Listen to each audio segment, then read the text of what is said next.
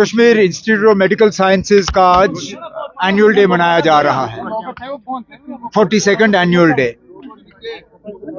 ये अस्पताल बना था इस मकसद से कि जम्मू कश्मीर के लोगों को इलाज हासिल करने के लिए पीजीआई, एम्स वगैरह जाने की जरूरत ना पड़े। और इस अस्पताल ने जम्मू कश्मीर के लोगों की बहुत खिदमत की है, लेकिन कुछ कमियां हैं, कुछ कमजोरियां हैं, जैसे कि आज प्रोग्राम के दौरान डायरेक्टर साहब ने भी उनका जिक्र किया।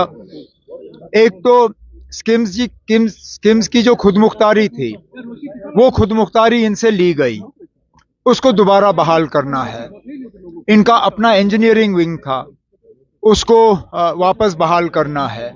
इनकी प्रोक्योरमेंट मेडिकल सप्लाई कॉरपोरेशन के जरिए होती है, लेकिन उसमें डिलेज बहुत ज्यादा है। वो चाहते हैं कि मेडिकल सप्लाईज कॉरपोरेशन ही प्रोक्योरमेंट करे, लेकिन वक्त की उसमें सीमा होनी चाहिए, वक्त की पाबंदी होनी चाहिए। अब जैसे मैंने आज कहा, जहां पे भी हम स्किम्स की मदद कर सकेंगे ताकि ज्यादा से ज्यादा हमारे जो मरीज हैं वो यहीं इलाज हासिल कर सकें और उनको दिल्ली, बम्बई, चंडीगढ़ वगैरह जाने की जरूरत ना पड़े, यही हमारी कोशिश होगी।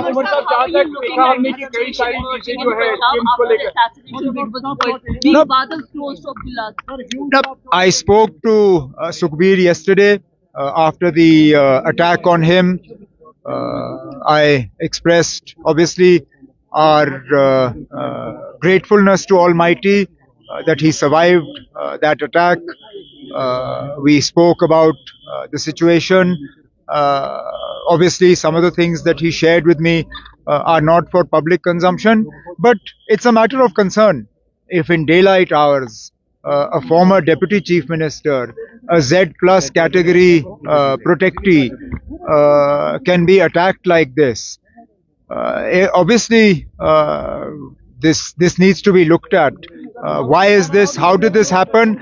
And to ensure that it doesn't happen in the future, because let's not forget, not long ago, Punjab went through a very difficult phase in the 80s and early 90s, and God forbid we see something like that again.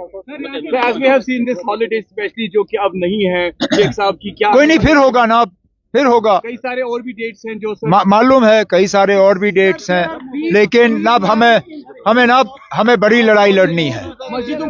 सुनिए ना, हमें फिलहाल बड़ी लड़ाई लड़नी है, और वो लड़ाई जम्मू कश्मीर को दोबारा रियासत का दर्जा हासिल हो, हमें वो लड़ाई लड़नी है।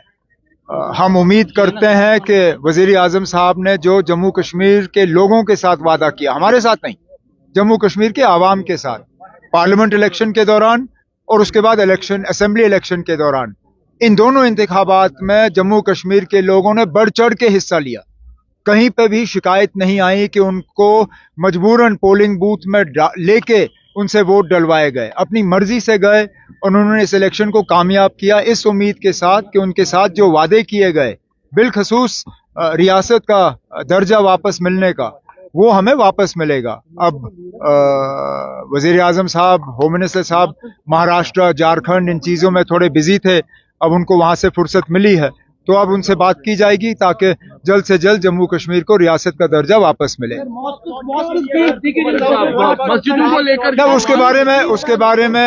उसके बारे में नेशनल कॉन्फ्रेंस ने भी बात की, हमारे लीडरों ने भी बात की। इस मुल्क में हर किसी मजहब के लोगों को रहने की खुली छूट है। हमारे आईन में एक लफ्ज है सेक्युलर। जब तक वो लफ्ज हमारे आईन में है, उसका मतलब ये है कि हमारा मजहब कोई भी हो, या हमारा मजहब अगर हम किसी भी मजहब को ना माने, तब भी हमारा इस मुल्क में आज़ादी से रहने का हक है। अब ये क्यों एक सोची समझी साजिश के तहत हमारे दरसगाहों को, हमारी मस्जिदों को टारगेट करने की कोशिश की जा रही है? मैंने बार बार ये कहा है, ठीक है ना, आप कहते हो आप मुसलमानों को अपीज नहीं करोगे, मत करिए अपीज, हम अपीजमेंट नहीं मांगते, लेकिन अपीजमेंट ना करने का मतलब ये नहीं है कि आप हमें निशाना बनाइए। Don't target us in the name of not appeasing us, don't victimise us. going after our mosques, going after our shrines, going after our way of practicing our religion, you are victimizing us. And this is not the India that Jammu and Kashmir was a part of. This is not the India our founding fathers envisaged.